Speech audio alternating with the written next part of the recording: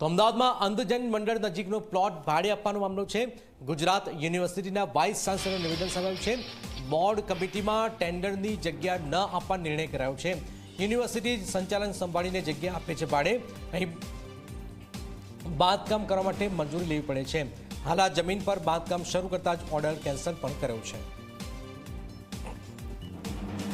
જ્યારે આ convention centre રેનોવેટ કરવામાં આવ્યો ત્યારે ઈસી અને બોર્ડ ઓફ મેનેજમેન્ટે આમ નક્કી કર્યો કે હમણાંથી કોઈને પણ ટેન્ડર કરીને માલિકી કોઈ પણ વેન્ડરને આપવાની નથી અને યુનિવર્સિટી પોતે જ આ બધી પ્રક્રિયા કરશે અને ચલાવશે।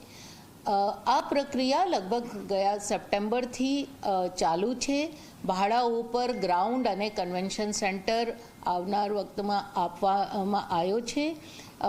છેલ્લા 4 મહિના માટે તિબ્બતી માર્કેટ માટે પણ આપવામાં આવી ચૂક્યો છે।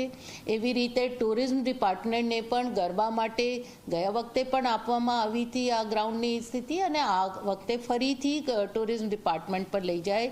એમાં ટેન્ડર પ્રક્રિયા હોતી નથી।